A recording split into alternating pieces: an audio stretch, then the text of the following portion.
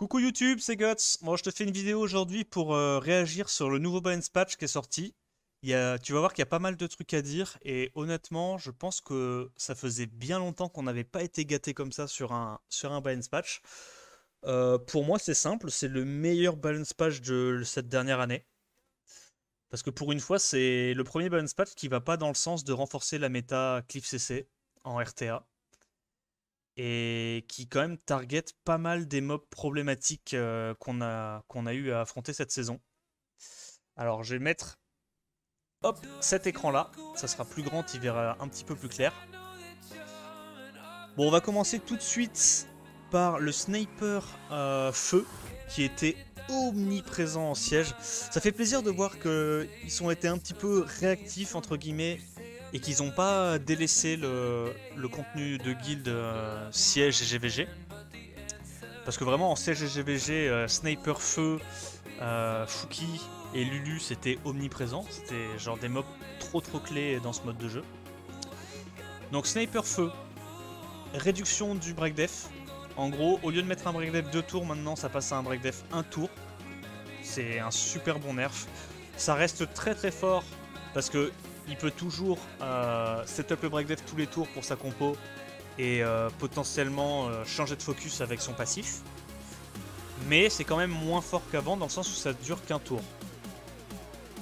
Donc je pense que c'est un très bon nerf. Et le mob reste très fort, il n'y a pas de souci, mais c'était un nerf mérité parce qu'actuellement, Moon avait complètement disparu de la méta. Hein, Carcano était beaucoup trop fort. Ensuite, on a eu un nerf sur le S2 des lutins. Donc, le perso qui nous intéresse en priorité, c'est Lulu. En gros, le S2 de Lulu, si je dis pas de bêtises, est passé de 2 tours de CD une fois skill up à 3 tours de CD. Et ça va faire une énorme différence parce qu'en RTA, là où avant la Lulu elle s'en foutait un petit peu de se prendre un reset cooldown sur un proc view. En gros, tu lui faisais un reset cooldown avec, je sais pas moi, on va dire Ganymede ou Okeanos, et il suffisait juste que ta Lulu proc view une fois, et elle avait déjà un cleanse plus heal, etc. Elle avait déjà son S2 de dispo. L'augmentation du temps de pause d'un tour, je pense que ça va être vraiment clutch sur elle.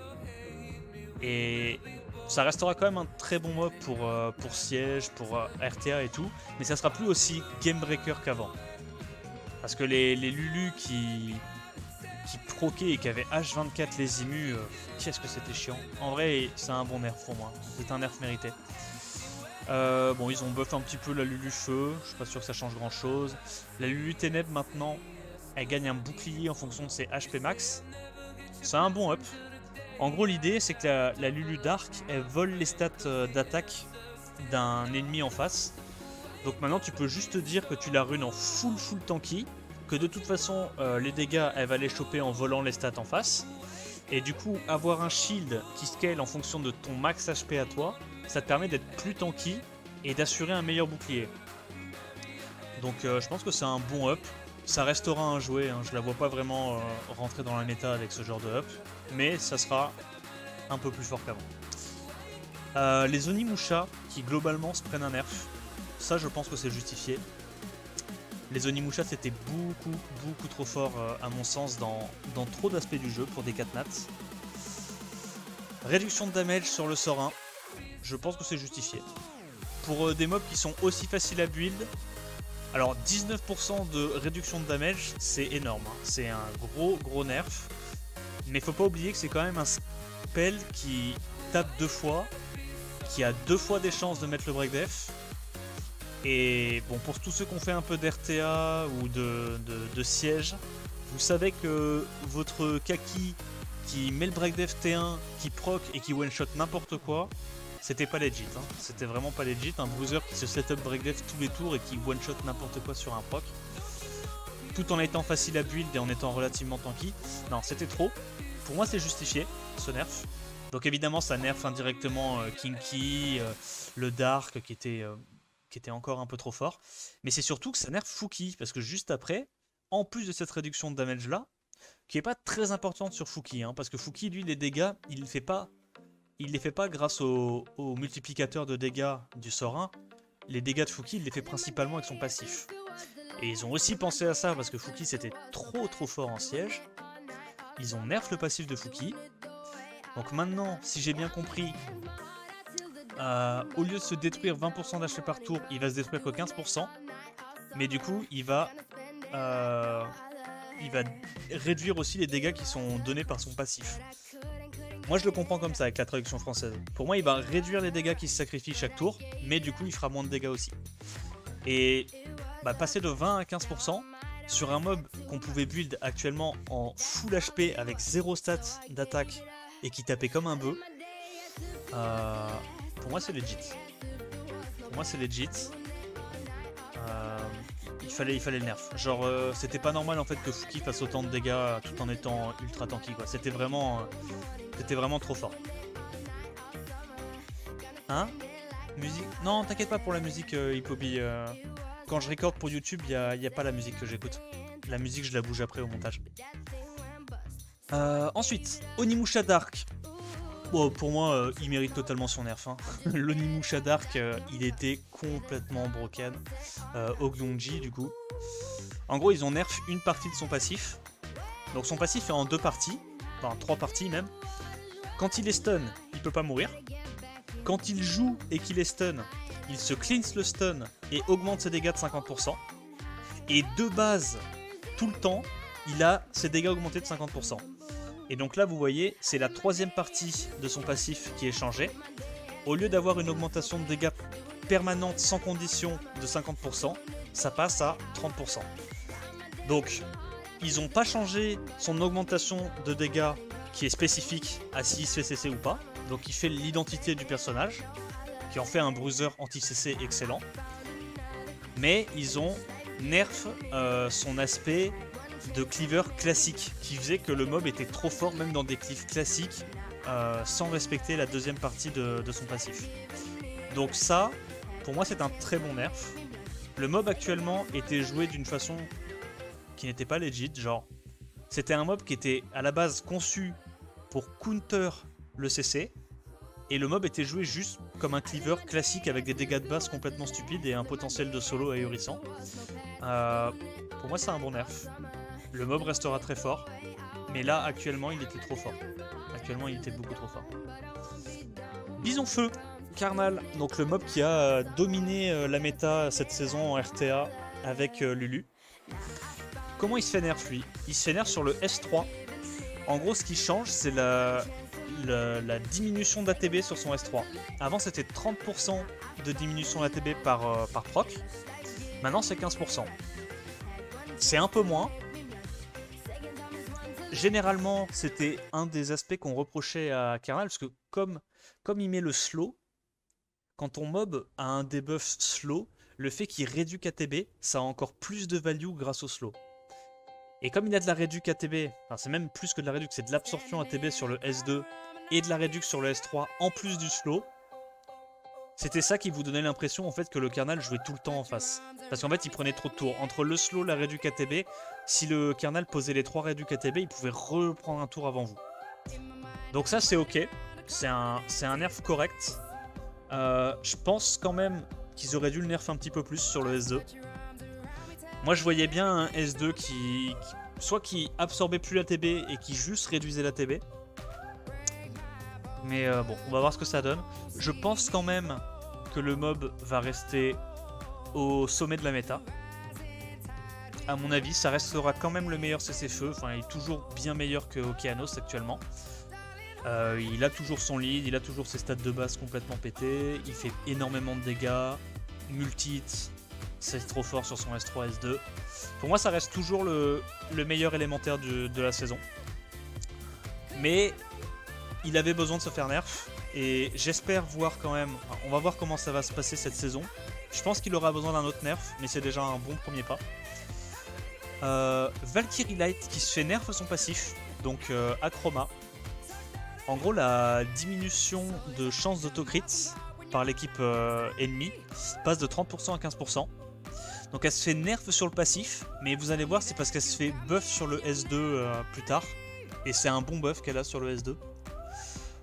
Mais je pense quand même qu'Achroma était pas assez forte dans la méta pour mériter un nerf sur le S3. Enfin pour moi elle aurait juste dû garder le S3 tel qu'il était et prendre un up, ça aurait pas été de trop. Ça en aurait fait un excellent mob, tu vois, elle serait assurément devenue plus forte.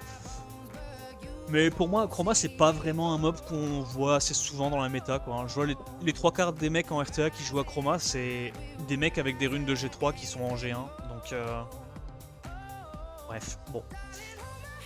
Ok, ils buffent les Valkyries. Donc le S1 des Valkyries a eu un petit effet ajouté. Le S1 des Valkyries, en gros, maintenant, il aura une chance d'augmenter d'un tour les temps de pause sur le S1. Bon, 20%. Faut voir comment ça skill up. Parce que là, évidemment, on a les stats de base. Mais il faut savoir que généralement, quand ils rajoutent des trucs comme ça, des nouveaux spells, des fois, les effets de skill up sont modifiés. Donc, on verra. On verra. Mais c'est toujours un bon plus parce qu'actuellement les Valkyries, bah, il y avait Vanessa qu'on voyait de temps en temps, mais elle était plus tant pique que ça. Et là vous allez voir qu'avec le up Kestap, elle va revenir dans la méta, hein. Vanessa, c'est sûr et certain. Parce que là maintenant, en bruiser, ça va être très très fort et son DPS va augmenter énormément. Bon, Valkyrie haut, en gros ce qu'il faut retenir c'est que tous les S2 se font up. Donc le S2 de Camille, en gros, ils passent tous de 3 tours à 2 tours de CD. Parce que là, il y a écrit 4 à 3 tours. Et tu gagnes encore un tour de CD avec le skill up. Donc, Camille, slow de 2 tours tous les 2 tours. Ok. Sachant que le sort 2 tape beaucoup plus fort que le sort 1 hein, chez les Valkyries. La feu, elle va avoir le break def tous les 2 tours. Hein, et un setup break def de 2 tours à 2 tours de CD au lieu de 3 tours. Sur Vanessa, ça va changer beaucoup de choses. Votre Vanessa va beaucoup moins être un poteau qu'avant. Elle va être beaucoup plus aggro qu'avant. Et du coup, la Light, vous voyez, son S2 passe de 3 tours à 2 tours. Sauf que le S2 de la Light, c'est un silence de 2 tours. Et silence de 2 tours, c'est big. C'est big. C'est vraiment big. Surtout que c'est un mob qui peut pas se faire cesser de base grâce à son passif, à Chroma. Donc, dans un sens, je peux comprendre pourquoi ils ont nerf son passif. Parce que pour le coup, elle aurait vraiment été forte en anti-CC. Parce qu'en fait, il faut se dire qu'au moindre proc, bah, tous les tours, en fait, elle te balance un silence de 2 tours. Et 2 tours, c'est long. Pour un mob qui peut pas se faire cesser. Donc je peux comprendre. Mais c'est des bons ups. Ces ups sur les S2, c'est des bons ups. Parce que non seulement ça augmente leur utilité, mais ça augmente beaucoup leur DPS. Hein. Je vous ai dit, le coefficient du sort 2, ça doit être genre 600%, alors que le sort 1, c'est 400%. Donc ça augmente quand même pas mal le DPS. Ensuite, il y a la Valkyrie Vent, donc comment elle s'appelle celle-là? Katarina. En gros, ce qu'ils ont changé, c'est que tu te régénères plus de HP quand tu fais ton S2. Par contre, quand tu tues, tu gagnes toujours l'invincibilité, donc comme avant, sauf que ça te reset ton S3. Donc pour la Valkyrie Vent et la Valkyrie Ténèbres, c'est le même up. Si tu tues avec le S2, t'as ton S3 qui est réinitialisé, donc tu peux le refaire. Je pense que c'est un up qui avantage plus Katarina, surtout pour siège. Hein. Pour moi, c'est un up qui avantage plus Katarina que Trinité. Parce que généralement, Trinité, tu la joues genre dans des cleaves, en arène, etc. Et t'as pas vraiment besoin de faire S3, puis S2, puis S3, à mon avis. Mais par contre, pour Katarina, il y a moyen qu'en siège, ça l'aide un petit peu à revenir dans la méta. La mage haut qui maintenant sur son passif commence directement avec une pierre d'âme. Donc en gros son passif c'est que à chaque fois qu'il y a quelqu'un qui meurt dans la game, la mage haut récupère une pierre d'âme, ce qui lui permet de ressusciter instantanément quelqu'un dans sa team quand il meurt. Et donc là en fait le fait qu'elle commence directement avec une pierre d'âme au début du combat, ça veut dire que dès le début du combat sans condition, elle a on va dire le passif de Vanessa. Elle a un revive instant. C'est un petit up. C'est que si les ennemis meurent. Oui, pardon, voilà. C'est que si les ennemis meurent qu'elle gagne sa pierre d'âme. Mais ça veut dire que du coup, avant, si tu pop dans la game, que le mec arrive à tanker et que tu tues personne, bah tu peux pas raise avec ta mage. Alors que là, maintenant, tu auras minimum un raise. Comme Vanessa. Un minimum. Mage Vent qui prend un petit rework sur son S3. En gros, avant, c'était à chaque fois qu'elle tapait, elle gagnait 5% d'attaque et un petit peu plus d'attaque si elle mettait un crit. Et en gros, elle augmentait sa puissance d'attaque jusqu'à 500%. Honnêtement, c'était nul, hein. C'était nul. Genre, c'était trop long à stacker et elle faisait pas assez de dégâts pour que ça justifie en fait le temps que ça mettait à stacker. Maintenant, c'est à chaque fois qu'un allié frappe un ennemi, ta puissance d'attaque et ta défense augmentent chacune de 10%. Donc ça veut dire déjà que ça se stack plus rapidement. Et au lieu de stacker que l'attaque, ça stack l'attaque et la défense. Jusqu'à 300% au lieu de 500%. Normal, hein, vu qu'il y a la def en plus de l'attaque, c'est logique. Mais j'ai aussi l'impression que ça va se stacker plus vite, du coup. Vu que c'est qu'à chaque fois que toi... Alors, je sais pas si c'est toi ou un allié, ou uniquement les alliés. Mais si t'as un allié qui tape en AOE, vu que c'est frappe un ennemi, si t'as un allié qui tape en AOE, il y a moyen que tu stacks en tapant 4 par 4. Donc tu stacks 40% par 40%. Ça va se stacker un petit peu plus vite. Honnêtement, je pense quand même que le perso est une fausse bonne idée. Parce que je vous ai dit, hein, je l'ai, moi Momo, je l'ai drop 3 fois. J'ai testé un petit peu. Même quand t'as les plus 500% attaque, tu fais pas tant de dégâts que ça. Hein, parce que ses coefs sont assez péraves. Et son attaque de base est pas insane. Mais bon, c'est mieux. C'est mieux qu'avant. À voir si ça sera jouable. Mais en fait, le truc, c'est qu'il y a tellement de mobs vent qui sont OP ATM que je suis même pas sûr que ça ait un impact. Oh, les archanges. Les archanges, ils ont bien été up. Sort 2, le punition donc du Vélajuel et Fermion, le sort qui tape assez fort, la colonne de flamme. Avant, ça mettait juste un dot de 3 tours qui scale sur la défense.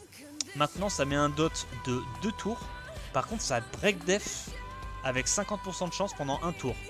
Faut voir comment ça évolue, le taux de break def avec les skill up. Mais c'est un plus. C'est un plus. Parce que du coup, ça veut dire que ton Fermion ou ton Vélajuel, déjà que ça tape très fort de base, maintenant ça a un setup strip sur le sort 1 et un setup break def sur le sort 2. Et ça c'est big. Ça c'est big parce que qu'est-ce qui fait qu'un bruiser est fort et jouable en ce moment? Vous remarquerez, c'est le fait que ton bruiser puisse s'auto-setup pour taper. Les... Comment ça s'appelle? Vous savez la famille ultra OP qu'on joue plus du tout là? Macha. Ah, les Beast Riders. Les Beast Riders, pourquoi elles étaient fortes à l'époque? Parce que setup break def et setup strip pour la plupart. Onimusha, pourquoi ils sont forts? Setup break def, tous les tours. Actuellement, les 3/4 des bruisers qui sont joués, c'est des bruisers qui se setup tout seuls. Et ben maintenant, les archanges feu et ténèbres pourront se setup. Donc ça, c'est un très bon up, le setup break def pour eux. C'est un up qui est vraiment clutch. Ensuite, Fengyan, voilà, même en siège, hein, les pandas et tout, le fait qu'ils soient joués, c'est parce qu'ils se setup, ils ont le break def. C'est très important d'avoir le break def. On a un assez gros up des licornes, je trouve. La licorne eau et lumière qui prennent un bon petit up sur le S2. Donc maintenant, le taunt de 1 tour avec 75% de chance, qui une fois skill up, si je dis pas de bêtises, monte à 100%, passe à un taunt de 2 tours. 2 tours, c'est good. Hein. 2 tours, c'est good. Ça, voilà, tu auras un petit peu plus cet intérêt en fait que tu peux avoir parce que dans un balance patch précédent, ils avaient up la régène de base du poney haut, notamment, enfin haut et light, mais c'était surtout le poney haut qui était intéressant, Amelia. En gros, en forme de poney, elle régène des HP tous les tours pour essayer de lui donner un petit potentiel de solo en fin de game. Eh ben, la provoque de tour va bien dans ce sens-là, et je pense que maintenant, Amelia va être très menaçante en 1v1 en fin de game. Hein, parce que le mob il a perma break def sous forme de poney, il régène des PV tous les tours, il stun et il taunt 2 tours. Il y a moyen que ça soit. Il y a moyen que vous fassiez un V1 par des Amelia. Il y a large moyen. Alors, évidemment c'est un bon up aussi pour la light. La licorne feu Elena qui prend encore un petit up. Donc maintenant en forme de poney, au lieu de régène 10% de ses HP chaque tour. Donc 10% de HP par tour, c'est ce qu'a la Amelia actuellement. Ça passe de 10 à 20%. Donc voilà, en gros, quand elle est en poney, elle régène 20% de ses HP, c'est vraiment pas mal. Hein. Parce que ça, c'est des mobs que tu builds avec beaucoup d'HP, donc ça scale sur les HP. C'est des mobs que tu builds avec beaucoup HP, donc 20% d'HP, tu vas voir ton poney qui va se régène un solide 18k HP à chaque tour. Ça rajoute un potentiel de solo assez incroyable. Hein. Et en plus de ça, une fois qu'elle est en en forme de poney, toujours, elle gagne 20% de jauge ATB à la fin de son S1. Donc en gros, le combo du poney feu, c'est quoi? Elle est en forme de poney, elle se transforme en forme d'humaine, elle fait son sort AOE qui break def, elle regagne de l'ATB, elle se retransforme en poney, et à ce moment-là, au moment où elle se retransforme en poney, elle se régénère 20% de ses HP max, et elle regagne 20% d'ATB après avoir fait son S1. Donc ça veut dire que potentiellement, elle aura que 80% d'ATB à reprendre pour pouvoir refaire son combo. Et ça, c'est fort. Voilà, par exemple, Pluggy, il dit le combo Léo-Elena en GVG, qui est déjà en siège, qui est déjà très très joué, va être encore plus fort. Mais en fait, le truc, c'est que là, Elena va devenir un mob super complet parce que elle est tanky de base, vu que c'est un mob HP. Elle a le passif qui réduit les dégâts des mobs hauts. Et en plus de ça, elle se setup le shield si elle veut. Elle se setup le break def. Elle se self-heal. Elle a du contrôle avec l'absorption ATB sur le S2. Et elle a du stun sur le S1. Elena devient cool. Elena est cool. Elena est très très cool. Ça tombe bien parce que je trouve que les bruiseurs feu actuellement, à part Antares et Karnal, il n'y avait pas beaucoup de bruiseurs feu qui étaient forts dans la méta. C'est cool que ça revient un petit peu. Je trouve ça cool que ça revienne. Licorne Light, donc elle s'est déjà pris le premier buff avec le taunt de tour. Elle se prend encore un autre sacré buff pour moi. Très très bon buff. En gros, avant son S3 c'était quoi? Son S3 c'était... Elle augmentait de 15% les chances de faire un glancing pour la team ennemie. Et en plus de ça, elle réduisait les chances de recevoir un coup critique sur elle-même de 50% en forme de poney. Maintenant, en forme de poney, elle va augmenter de 15% les chances de l'équipe ennemie de faire un glancing. Et elle va réduire de 15% les chances de tes alliés de prendre un coup critique. Donc en fait, votre Licorne Light, ça va être un mélange de Molly et Acroma en un seul mob. T'as oublié le buff S2 des archanges. Oui, my bad, je vais en parler juste après. C'est vrai que j'ai oublié, j'ai sauté une ligne. Donc, à mon sens, c'est un giga up. C'est vraiment un super up. En fait, la réduction de 50% des chances que tu reçoives un coup critique, tu t'en fiches un peu. C'est un mob support de base, il n'y a pas besoin d'accuracy sur ce mob. Tu le joues très tanky avec Sandress si tu veux. Donc, dans tous les cas, si le mec va focus ta licorne, il est dans la merde, il est perdant. Au contraire, ça c'est un excellent buff pour l'empêcher, elle et sa team, de se faire sortir tour 1 par des bruiseurs. C'est très très fort. C'est un excellent buff. La Licorne Light, ça, plus le petit taunt de tour, elle va devenir vraiment vraiment cool. Parce que du coup, en fait, le mob, s'il y a beaucoup de CC en face, tu la fais se transformer. S'il n'y a pas beaucoup de CC en face et que tu es plutôt sur du bruiser, tu la laisses en forme de poney et tu vas avoir un effet qui se coule, Molly plus Acroma en un seul mob. Ça va être cool. Licorne Dark. Licorne Dark, j'aime beaucoup le up qu'elle se prend. Pour moi, le up de Licorne Dark, c'est un up qui va être très très très fort en def arène. Ok, alors on le lit. Avant, elle réfléchissait 30% de dégâts reçus à l'attaquant qu'il tapait. Ok, donc c'est-à-dire, t'as un Lucian qui tape du 30k sur la Alexandra. Il se prenait du 9k et quelques dans la tête. Ok. Maintenant, au lieu de renvoyer les 30% de dégâts à celui qui a fait les damages, au mob qui a fait les damages, tu renvoies que 20% des dégâts, donc un peu moins, mais à toute la team en face. Et ça les gars, c'est trop fort. Parce que ce qui se passe, c'est que en offense arène, comment ça se passe la plupart du temps? Quand quelqu'un prend une défense très bruiser, donc avec on va dire, lead 44, on va dire Karnal, Alexandra, un healer en Nemesis, une Pra, et en dernier tu mets une Triana ou une Molly, on va dire. Ce qui se passe, c'est que tu ne peux pas le tuer avec un seul Nucker AOE. Si tu veux y aller genre avec du Lucian ou de la Julie, t'es obligé de prendre 2 Julie ou 2 Lucian, enfin 2 DPS AOE, sinon t'as pas les dégâts, on est d'accord. Donc au lieu de renvoyer 30% des damages à un seul mob, tu vas renvoyer 2 fois 20% des damages, parce qu'elle survivra facilement au premier hit et au deuxième, vu qu'il n'y a pas besoin de DCC de base, il n'y a pas besoin de Tokrit de base sur elle. Hein. On se souvient, le passif de la licorne Dark, c'est quand elle est en forme d'humaine, elle a 100% de Tokrit. Donc de base, c'est un mob qui scale sur les HP, qui a pas besoin de Tokrit, donc t'as pas d'attaque à aller chercher, pas de Tokrit à aller chercher pour qu'elle fasse mal, tu peux la build full tank.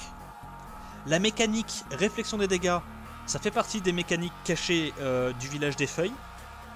Quand il y a écrit réflexion de dégâts, il y a également, ça sous-entend également qu'il y a une réduction des dégâts subis.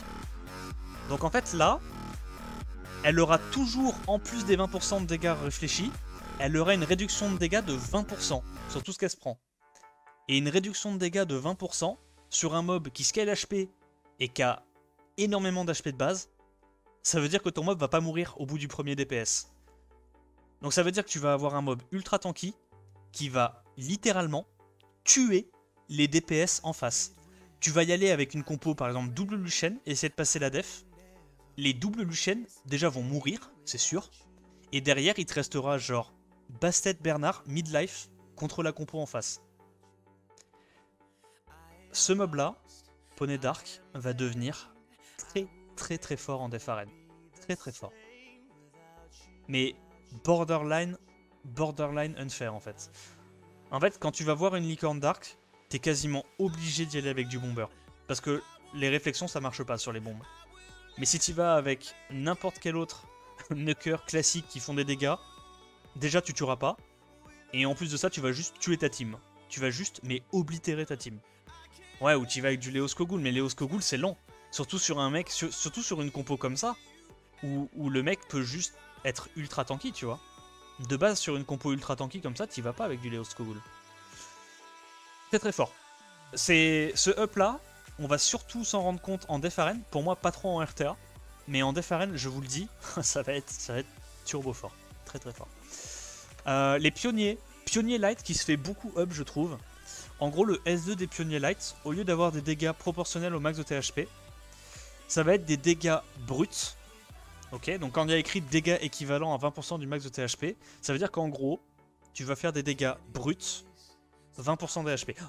Pardon, j'ai oublié les archanges, je reviens vite fait aux archanges avant de commencer par les pionniers. Archange, eau, lumière et vent se font aussi up sur le S2. Ils se font up sur le S2, c'est un bon up honnêtement qu'ils ont eu. Effet de renforcement de la défense après le heal de 2 tours. Bon, évidemment, vous comprenez tout de suite pourquoi c'est fort sur un Ariel ou sur un Eladriel. Hein, donc en plus du super heal de 50%, tu vas avoir un buff def. Très bien, pour garder un allié en vie. Mais pour Artamiel, ça va être vraiment cool. Parce que Artamiel, ce qui se passe, c'est que c'est un bruiser qu'on voit pas trop en ce moment. Et là, il rajoute encore une fois un setup, un auto-setup pour un bruiser. En fait, ce qui va se passer, c'est que votre Artamiel, il va se heal lui-même. Et il va se mettre le buff def qui va augmenter les dégâts de ses revenge. Donc ça, c'est un bon up. Honnêtement, c'est un bon up. Artamiel va devenir un peu plus menaçant. Je pense que c'est assez mérité parce qu'on le voyait plus trop dans la méta Artamiel et c'est un mob emblématique de Summoner's War. Donc bon up, bon up. Et puis Ariel et Ladriel, ça leur fait pas de mal. C'est des mobs qui sont jouables mais ça leur fait pas de mal. Ok, donc on revient au pionnier. Pionnier eau et lumière. Oui, donc je disais, le S2 qui maintenant fait des dégâts bruts, 20% du max HP, c'est fort. Parce que vu que c'est des dégâts équivalents, faut prendre ça comme des dégâts bruts. Donc un peu comme, comment on peut appeler ça. C'est comme un S3 Molong, ok. C'est un S3 Molong sans contrepartie qui va te heal. Mais vu que c'est des mobs qui déjà demandent du scaling HP dans le S1 scale en fonction des HP. Le S2 donc scalera aussi en fonction des HP. Et le S3 de Wusa, c'est un shield en fonction de son max HP. Donc ça veut dire que c'est des supports que tu veux runer très tanky avec beaucoup d'HP. Donc en gros sur un S2, ils vont te lâcher tranquillou bilou un petit 8k, 9k, voire 10k, tu vois, si t'as un lead HP. Un support comme ça, qui te lâche un 10k, sans setup break def, sans rien du tout, c'est pas mal. C'est pas mal, c'est un up correct. En offense siege, etc. Ça va être cool. Et vous allez voir que le pionnier light, il prend un deuxième up en plus de ça après coup. le pionnier là, il va devenir encore plus fort qu'avant en Def Arène. Hein, et il était déjà fort, tu vois. Ces Shizo là, il se lèche les babines, ce port. Pionnier, vent, feu, ténèbres, ils prennent un petit up sur le S2. C'est de bonne guerre, honnêtement. Le S2 était pas super fort. Augmentation de 13% de dégâts, c'est un bon buff. C'est un bon buff. C'est déjà un spell qui faisait assez mal parce qu'il peut pas. Enfin, c'est forcément un coup dévastateur. Donc, c'est un bon up. C'est un bon up. Pionnier vent, en gros, il prend un petit up sur le S3. Donc, en gros, le S3 du pionnier vent, c'est. Il tape une première target. S'il tue la première. Donc, il tape d'abord une première target, puis il fait. Alors, je sais plus si c'est 50 ou 60% des dégâts sur les autres mobs. Et s'il tue la première target avec la première partie de son spell, ça augmente les dégâts de la deuxième partie des éclairs qui pop à côté, sur les cibles adjacentes. Et en gros, c'est cette partie-là qu'ils ont augmenté. Parce qu'en fait, fallait se dire qu'avant, tu fais, on va dire, 40k damage sur le premier mob, tu le tues, bah ton éclair à côté, au lieu de faire 20k, il va faire 26-27k. Ok. Bah maintenant, ces dégâts-là, adjacents à la première target, ont été augmentés. Passe de 30 à 50%. C'est pas mal.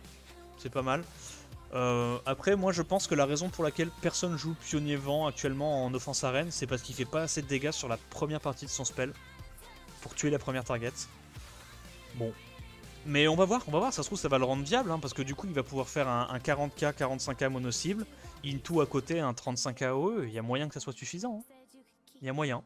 Parce que à côté, les dégâts que ça met consécutivement à la première attaque, c'est des dégâts bruts, qui ignorent les passifs de réduction, etc. Donc c'est pas mal, c'est pas mal. À voir ce que ça donne. Le Dragon Dark qui prend un up encore sur son S3, donc augmentation de 8% des dégâts, ok. Ajout de dégâts ignorant tous les effets empêchant la mort du monstre ennemi. Donc ça counter concrètement les passifs Triana. Les Triana, les Mio, les Garo, les Vampire Light, tous les passifs comme ça qui t'empêchent un petit peu de mourir instantanément. Donc on récapitule. Le Dragon Dark, maintenant... Non, ça counter pas les BR. Les BR, c'est pas une mort. C'est une autre mécanique, les BR. Mais de toute façon, les BR, t'en vois pas en Def Arène, donc c'est pas très... Enfin si, il y a que Savannah, mais si tout le reste de la team meurt et que Savannah est dismount, c'est pas très grave. Par contre, ce que ça veut dire, c'est que le Dragon Dark, sur son S3, il a un spell... Bon, comme il est Dark et qu'il a un await to crit, c'est facile de le caper en to crit. Donc il va crit tout le temps, il peut pas glance. Il a des dégâts corrects. Quand il tue des adversaires, les adversaires ne peuvent pas être revive. Donc c'est un S3 Raki AOE. Et en plus de ça, il counter maintenant les effets qui empêchent la mort. Donc en fait, genre, les compos à base de Vanessa, Triana, Perna ou ce que tu veux, elles vont se faire littéralement décimer. T'as compris hein? Subtil. Hein. Je pense qu'il y a moyen que le mob soit cool en arène. Je pense qu'il y a moyen que le mob soit cool en arène. Offense arène. Hein. Pionnier Light, donc on y revient. Deuxième partie de son up sur le S3 ce coup-ci. Donc en plus de ce qu'il avait déjà, le S3 qui ressuscite ta team et si tes alliés sont déjà en vie, qui leur met un buff de résurrection de 2 tours. Si ton passif est en cooldown, en plus de tout ça, t'as un passif de Darion, de Dias, pardon. Ouais, c'est Dias, hein, 15%. Darion, c'est 20%. Donc t'as un passif de réduction de damage reçu de 15% uniquement sur tes alliés, pas sur toi-même. En vrai, c'est pas très grave, hein, parce que sur toi-même, c'est quand même un mob qui a 13k HP de base, qui est runé ultra tanky. T'inquiète pas, ton Nigong, il a pas besoin de ça pour survivre. Par contre, le fait que ça rende tes alliés plus tanky, ça c'est vraiment good. Parce que si tes alliés sont plus tanky, ça veut dire que ils vont garder la protection céleste plus longtemps, tu vois. Ils vont garder le buff plus longtemps, ça c'est intéressant. Bon up, honnêtement.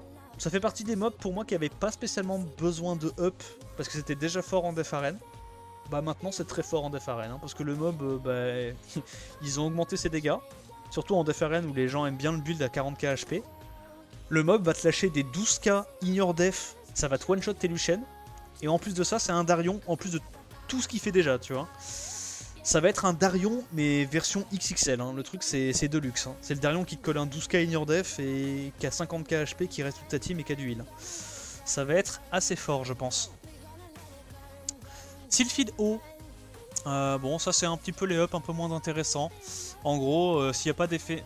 Son sort 3 est met full life et cleanse. S'il n'y a rien à cleanse, il y a un CD qui est réduit d'un tour, donc elle l'a tous les 3 tours, je crois. C'est un petit up, honnêtement c'est un jouet, c'est pas joué. Siltfield Light, elle avait pas vraiment besoin de up, mais elle prend quand même un petit up, ça fait plaisir. Donc, sur son S3, qui donne un heal AOE en fonction des HP max, et un buff def 3 tours. Là maintenant, elle donne en plus de ça un buff immu d'un tour pour les alliés qui sont full HP après le heal. Donc c'est un bon up. C'est un mob qui était déjà fort en offense siège. Bah il est encore plus fort maintenant, il n'y a pas de vanne. Yunu qui se fait up, oh ça me fait trop plaisir. Le up Yunu qui est consécutif, on rappelle, au nerf Fouki. Ça me fait plaisir. On va voir un petit peu plus de Fouki et potentiellement un peu plus de Yunu. Ça me fait vraiment kiffer. Donc en gros, ce qu'ils ont rajouté sur son passif, c'est que quand il est ressuscité grâce à son passif, donc vous savez, Yunu, quand on le tue une fois, il revient à la vie avec full ATB. Il revient à la vie avec full ATB et il gagne, si je dis pas de bêtises, 50 ou 100% d'attaque. Donc en gros, ce qui se passe, c'est que vous le tuez, il revient avec son ATB, donc il va jouer, et il a des dégâts augmentés. Bah, ce qui se passe maintenant, c'est que quand il revient grâce à son passif, il fait un S2. En plus de ça, sur le mob qu'il a tué. Et le S2, les potes, le S2 tape super fort. Le S2, il arrache des têtes, vraiment. En fait, c'est branding plus silence qui scale en fonction des HP qui diminuent. Genre, ça tape super fort. Il y a moyen vraiment que ça donne un second souffle à Yunu. Et que Yunu arrache des têtes avec ça. Hein. Parce que, genre, si c'est pas le bon mob qui le tue, et que le truc vous met un S2 sans break def, sans buff attaque, hein, parce que comme il le fait immédiatement après son passif, bah il a 100% d'attaque en plus. Donc c'est comme s'il avait un super buff attaque sur la tête. Ah mais le mob il va te mettre un 25k. Hein. S'il full crit, qui met le brand first hit, tu le tues, et bah il va te mettre un gros 25k dans la tête. 25k plus silence. Oblivion, pardon, Oblivion, pas silence, my bad. Abdel il l'a bien soulevé. C'est un Oblivion. Donc pour tuer tout ce qui est Mio, les Triana, les trucs comme ça va être vraiment un bon petit buff, je pense. Les danseuses du ciel ensuite qui se font un petit peu up. Pas beaucoup, hein, vous allez voir après, elles reviennent. Les danseuses du ciel, elles ont pris pour tous les autres. Le S3 de la danseuse du ciel feu, maintenant, elle a des chances de break def. En gros, le S3, vous savez, c'est quand elle fait plein de hits un petit peu random en AOE, et à chaque fois qu'elle tue quelqu'un, ça réinitialise le cooldown de spell. Et en gros, elle peut le spammer, quoi. En gros, c'est un mob qui pour l'instant était très joué en Rift et en Raid. Donc pour les teams, pour ceux qui n'ont pas des teams balègres, parce que bah, ça tape super fort, c'est setup buff attaque, et ouais, sur le S3 ça tape très fort quand il n'y a qu'un seul mob à cibler en face. Donc maintenant, en plus de ça, elle a le setup break def. Faut voir si les pourcentages de break def augmentent avec les skill up ou pas. Mais c'est un bon up, Et vous allez voir plus tard qu'ils ont aussi donné des leader skills à cette famille-là en GVG, donc il y a moyen qu'ils essayent de les rendre viables en GVG. Je vois où ils veulent en venir. Danseuse du ciel dark, bon, c'est le mob du balance patch qui avait pas besoin de up, qui se prend un up. Bon, c'est ça de prix, hein. Elle passe de 15 à 20% de buff ATB sur son S2 quand les HP sont pleins. Elle en avait pas besoin. C'est toujours bon à prendre, c'est un bon up. Ça la rend pas... c'est pas un changement de fou furieux, tu vois, mais c'est un bon up. Mais elle en avait pas besoin. Ça, c'est le up Chioutière, le singe haut, là, qu'il y avait eu il y a 2-3 balance patch où son S3 était passé de 4 à 6 coups pour aucune raison. Bon, ok. Toujours bon à prendre. Il y a les vampires qui essayent de se faire up. Alors, pour avoir monté le vampire haut, je peux vous assurer que le vampire haut, il avait besoin d'un up. Hein. Il était vraiment assez navrant, son S3. Il faisait 0 dégâts, c'était nul. Maintenant, donc avant, ce qui se passait, c'est que tu tapais en AOE 5 fois en fonction de l'état de tes HP. Et en gros, plus les HP des adversaires diminuaient, plus tes dégâts augmentaient. Donc c'était un peu la même mécanique que les Anubis. Maintenant, ce qui se passe, c'est que tu auras toujours 100% de taux crit contre les monstres d'attribut feu. Donc ça veut dire que tu pourras simplement build ton vampire haut avec 15% de taux crit, donc 0 de taux crit sur les runes, pour tout le temps crit sur les compos feu. Tu tapes toujours 5 fois en AOE. Sauf que maintenant, en plus de ça, t'as des chances de setup le break def. Donc ça c'est cool. Ça c'est cool. T'as des chances de setup le break def. Si jamais t'as ton galion qui a loupé un break def ou quoi, c'est toujours cool. Et il y a toujours cette partie des dégâts qui augmentent en fonction de la faiblesse des ennemis. Mais en fait, le fait que t'aies plus besoin de chercher du crit sur ton vampire et que ça tape 5 fois en AOE, il y a moyen, tu vois, de créer des builds en triple attaque avec des artefacts full dégâts de l'attaque et que ton mob tape assez fort. Il y a moyen que ça soit cool. Faudra tester, tu vois, voir ce que ça colle un petit peu comme dégâts, si c'est plus ou moins intéressant qu'une Julie. Parce que Julie tape déjà 6 fois, elle tape plus fort de base, mais Julie t'as besoin d'aller chercher l'utocrit. Alors que le vampire haut, plus situationnel, parce que c'est contre des compos full feu, mais t'auras pas besoin d'aller chercher les coups critiques. À voir, ça peut être intéressant, faudra tester, voir ce que ça donne, si ça devient jouable ou pas. Vampire Vent qui prend un petit up de dégâts sur son S3. Bon, pour moi c'est plus un mob qu'on pourrait jouer éventuellement en PvE qu'autre chose. Genre pour une team forteresse ou quoi que ce soit, vu qu'il met le... Il me semble qu'il a le même S2 que Ergar. Celui qui met l'anti-buff, le break attack. Ouais, bon, c'est du PvE, on s'en fiche. Vampire Ténèbres qui prend un petit up de strip sur le S1.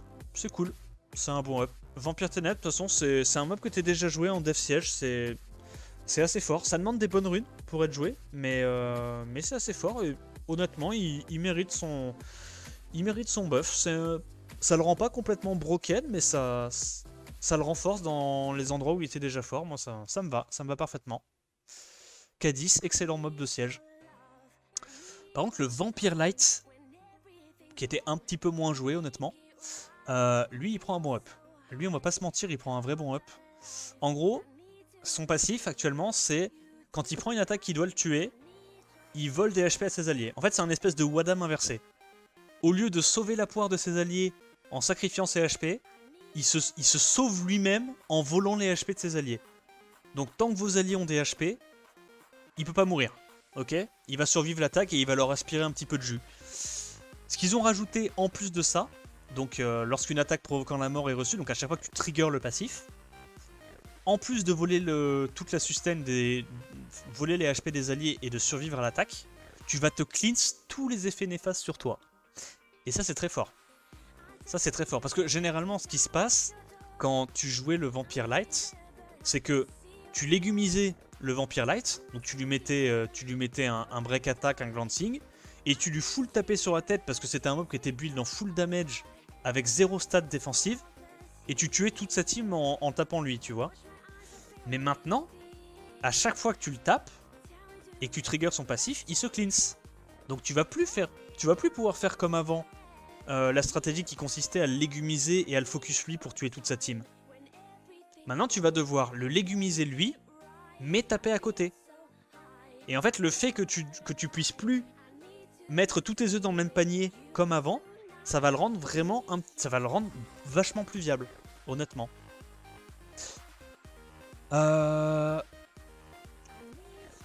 J'aime bien. Chevalier magique, ouais, ils ont augmenté un petit peu les taux de break def, pas très intéressant. Ouais, le chevalier dark, maintenant il a un tour de moins sur son skill 3. C'est le truc qui scale en fonction des HP max de la target et qui heal un peu. C'est pas très intéressant, je pense. Ils ont buff un petit peu les 3 étoiles. Rien de bien folichon. C'est des mobs qui sont joués, on va dire, pour du PvE. L'archer Magic Light, qui a une augmentation de dégâts sur S2, S3. Ok, bon. Why not? C'est pas incroyable, hein, mais pour certaines cleaves, peut-être en Special League 4 nat, le buff, parce que 14% des dégâts pour un sort qui scale sur la vitesse et qui tape déjà très très fort. En gros, faut se dire, c'est comme le squall des chimères. 14% c'est beaucoup, hein. Elle va cogner. Hein. Déjà qu'elle cognait beaucoup actuellement la light, elle va mettre des tartines, mais bon, après, c'est situationnel. L'archer ténèbres, en gros, maintenant, il va augmenter ses chances d'ignore def en fonction du nombre de buffs qu'il a sur lui. Donc par exemple, avec du Bernard Bastet, tu vas vraiment avoir une très grosse probabilité de mettre de l'ignore def. Évidemment, ils ont réduit un petit peu les dégâts, parce que sinon, Bah, sinon, le mob aurait foutu des 80-100k in your def de manière safe, et ça, c'est un peu trop fort. Donc évidemment, ça a été réduit un petit peu, mais maintenant, ça va devenir plutôt pas mal, hein, parce qu'elle a 120 de speed de base. Elle va one-shot à peu près n'importe quoi sur S3. Why not, en vrai, hein, pour offense siège. Pour offense siège. Sur l'offense mid-range dont je vous ai parlé à coup de Bastet in your def. Ça va être très très fort, ce truc-là. Hein. Puis 120 de speed de base, ça va être facile à build. Hein. Tu mets un set shield, un set wheel, le shield de la Bastet, le buff attaque de la Bastet, et c'est bon. Hein. Tu les as, tes 100% de chance d'in your def. Parce qu'il me semble qu'elle a 20% de base. Donc ça va être fort. Ça va être cool. Ça va être jouable. Là, actuellement, c'était vraiment un jouet. Maintenant, ça passe du rang de jouet à jouable. En offense siège, en offense arène, je pense que ça va être cool. Ensuite, ils ont changé les Awake de certains mobs. Donc la Valkyrie Ténèbres, hein, le même Buff Trinity, elle est un petit peu gâtée. Elle se fait up 2 fois en un patch. Bon, le premier up, je vous ai dit, pour moi, il n'est pas super impactant sur elle. C'est plus impactant sur Katarina, mais bon, ça reste un up néanmoins. Par contre, le up de l'Awake, lui, il est bien. En gros, elle perd le Wake Résistance, qui lui servait à rien vu que c'était un Nucker. Et elle gagne 15% de Tocrit. 15% de Tocrit pour un Nucker AOE Dark, c'est super cool. Parce que du coup, les Nuckers Dark, vu qu'ils n'ont pas d'avantage élémentaire, mais t'as envie de les mettre à 100% de Tocrit. Comme ça, tu te dis, une fois qu'ils sont à 100% de Tocrit, ils peuvent pas glance. Je suis sûr et certain que mon mob va tout le temps crit et avoir des dégâts constants. Pour offense arène, c'est cool. Pour offense arène, c'est cool. Bon, ça change rien au fait qu'en RTA, ça sera toujours pas joué. Siège, pas joué. Mais en offense arène, il y a Trinity et il y a Grogan qui se font up. Ce balance patch. Ensuite, on a la Reine du désert feu qui prend, je trouve, un bon up. Je pense que c'est un gros up pour la Reine du désert feu. En gros, elle troque les 25% de Wake, donc les 25% de Wake précision. Elle les troque pour un Awake 15% de speed de base. Qu'est-ce que ça veut dire 15% de speed de base? Ça veut dire qu'elle passe de 99 à 114. On a un mob feu qui strip reset 114 speed de base. Vous me dites ce que vous en pensez? Je pense que Okeanos est en train de tirer la gueule. Je pense que Okeanos, il est dans le coin là. Il est en mode, il y a plus grand monde qui va me jouer. En Swift du moins. Plus personne ne jouera Okeanos en Swift. Hein. Si vous avez Sekhmet, les gars, tous les jours Sekhmet est mieux. Mais tous les jours. Hein. C'est le même spell qui a plus de chances de se poser que Okeanos avec un mob qui a 13 de speed de plus qu'Okeanos. Avec un lead HP. Sekhmet devient bien. Hein. Sekhmet devient vraiment bien. Dans les combats bruiser contre bruiser, Sekhmet, elle devient flippante, les gars. Hein. Lead HP, un S3 qui est assez cool, qu'elle a tous les tours si elle le loupe, au cas où, tu vois. Lead HP, speed de base 114, avec un S2 qui est cool, un S1 qui est cool. Je pense que Sekhmet passe devant Okeanos. Hein. C'est une click lead dopée, c'est ça, avec un lead. C'est la click lead du riche, Sekhmet. Vraiment sympa, j'aime bien. J'aime bien, j'aime bien. Évidemment, Dame de l'Enfer Ténèbres, Kraka, mon bébou. Non, je déconne, hein, c'est pas mon bébou, je la délaisse depuis 3 ans. Mais maintenant, j'aurai une bonne raison de ne plus la délaisser. Parce qu'elle a pris un giga up. Et c'est le up dont je parle depuis littéralement 3 ans. Bah, depuis que je les drop en fait. Hein. 3 ans, non, 4 ans. 4 ans et demi. Ça fait 4 ans et demi que je dis que le mob est injouable en RTA tant qu'il n'a pas de strip dans son kit. Ils ont enfin mis un strip dans son kit. Enfin. Bah maintenant elle devient bien. Hein. Maintenant elle devient bien. Hein. Parce que dans les combats bruiser, bah, sur le S2, donc au lieu d'avoir 25% de raise, t'as le S2 qui est amélioré. Tu as un S2 qui a 2 tours de CD.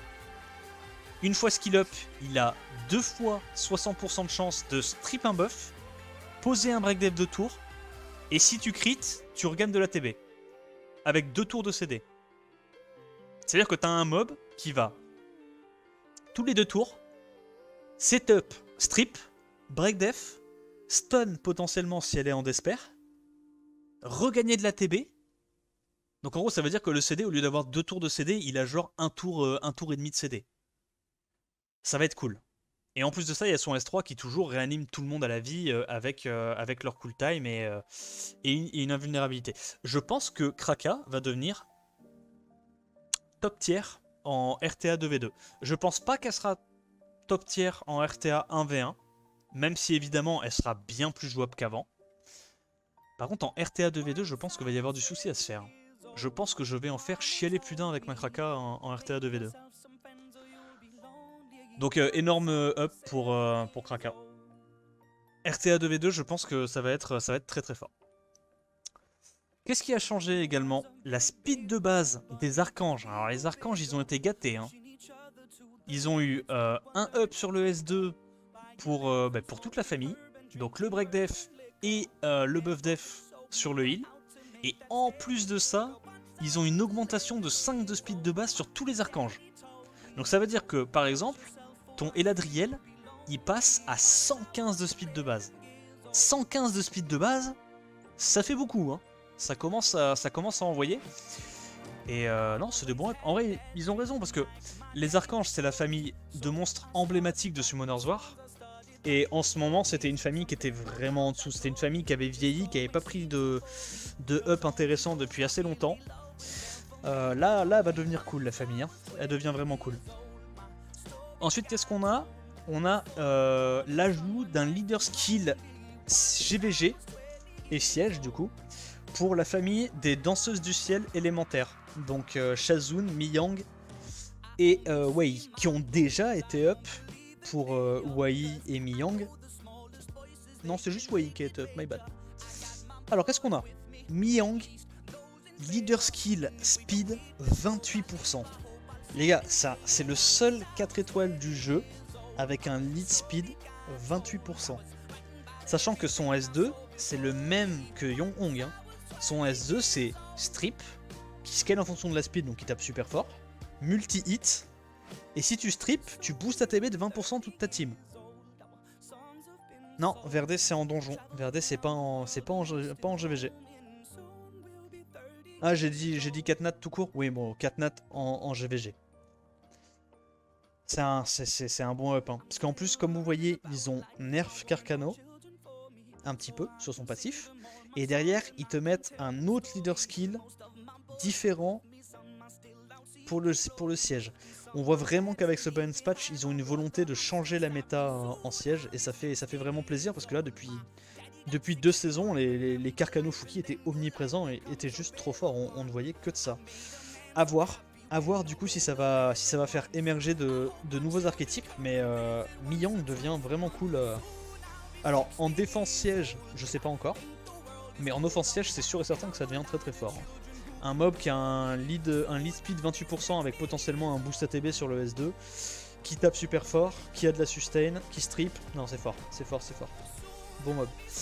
Le feu, elle récupère un petit lead dev de 33%. Bon, c'est moins intéressant, mais quand on combote ça à son petit up qu'elle a eu sur le S3, qui met le break def, on voit qu'il y a une volonté de rendre les danseurs du ciel un petit peu plus viables en siège.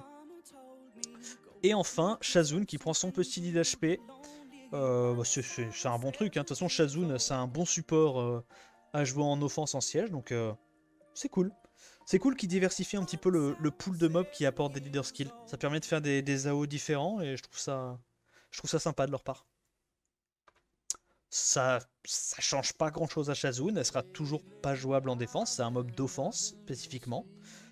Mais ça la fait revenir un peu dans la méta parce que actuellement quand on parlait de support Catnat et moins en siège, bah, il n'y avait que Lulu. Hein. Il y avait que Lulu. Donc c'est cool. Lulu Triana. Donc c'est cool de voir qu'ils essayent de faire revenir un petit peu dans la méta d'autres supports. Miyang et notamment Shazun. Donc ça va dans la bonne direction en tout cas pour le siège. Ils ont compris ce qui était totalement broken en siège. Ils le nerfent. Ils essayent de up d'autres options. C'est cool. Vigor un peu. Ouais, Vigor un peu. Mais c'est plus un bruiser / sustain qu'un support. Oh oui, le dernier up. Les gars, Chloé devient trop cool. J'adore le up qu'ils ont fait sur Chloé. En gros, ils ont changé son leader skill. au lieu d'avoir le lead précédent qui était 27% de def en arène, elle gagne un lead de speed de 20% en arène. Ça, j'aime trop. J'aime trop parce que, moi vous le savez, en arène je joue beaucoup ma Fran en double Nemesis Wheel pour counter les clips CC. Et en fait, quand tu compares maintenant Fran à Chloé, qu'est-ce que tu vois?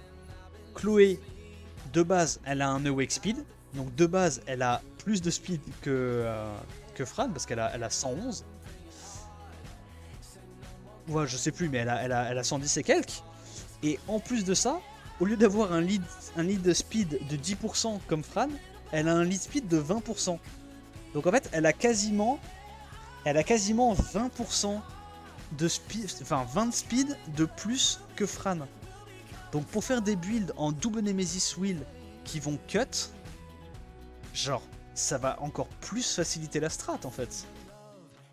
Et même si on veut pas la jouer en double Nemesis Wheel et qu'on veut la jouer juste comme un setup IMU comme on a pu le voir au SWC par Faint Memory et JMac, gros c'est un Wusa qui a une speed, on va dire, allez, assez similaire à Wusa, même si maintenant Wusa a des meilleurs stats de base, un meilleur S2 et un meilleur S3. Mais le S3 invulnérabilité qui scale super bien avec Molong, plus le lead speed, ça va la rendre incroyable. Vraiment, là, Chloé, on va la voir revenir dans la méta. Hein. Ça va devenir un des supports free-to-play que tout le monde devra monter.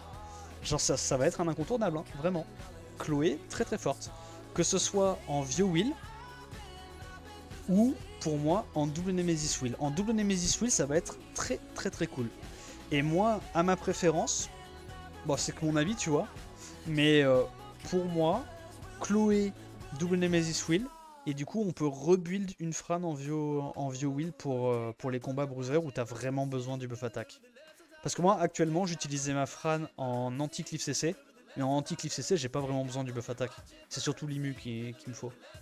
Donc moi, je pense que c'est vraiment Chloé qui va prendre du coup ce slot-là. Voilà. Et après, dans ce Stenay, bon, ils ont fait un rework de la traduction, mais c'est à peu près tout. Donc je suis vraiment content de ce balance patch. C'est un des premiers balance patch depuis facile 1 an et demi où on ne voit pas comme To Us renforcer la méta cliff CC. Bon, ça me dérange parce que alors, les points négatifs, c'est que pour moi, ils ont peut-être pas assez nerf le bison feu. Et ils ont... Après, je dis, ils ont pas monté d'options, enfin de counter à la cliff CC, mais les gars, Chloé, c'est un counter à la cliff CC. Hein. Chloé, c'est un counter à la cliff CC, et ça c'est un gros up. Donc l'un dans l'autre, ils ont quand même un tout petit peu augmenté les counters à la cliff CC. Hein. Et par contre, ils ont fait les nerfs qu'il fallait en siège, parce qu'en siège la méta était complètement sclérosée, c'était uniquement du Karkano Fuki toutes les defs. En 5 nat, en 4 nat, c'était complètement broken, ça c'est super. Ils ont monté d'autres leader skills intéressants pour siège, donc potentiellement on va voir revenir du Yunu et de la Miyang, ça va être intéressant. Et évidemment, ils ont nerf la Lulu, le Bison, les Onimusha Dark, les mobs qui étaient vraiment trop forts dans la méta RTA. Franchement, tout en faisant des ups qui font sens sur des persos qui étaient sous-joués, franchement, pour moi, c'est un très bon balance patch. Hein. On a même eu des petits LD qui se sont fait up pour les def arènes, etc. Je suis très content de ce balance patch. Dites-moi ce que vous en avez pensé dans les commentaires. Si la vidéo vous a plu, n'hésitez pas à liker et à vous abonner. Et puis moi, je vous dis en attendant la prochaine vidéo, ciao ciao.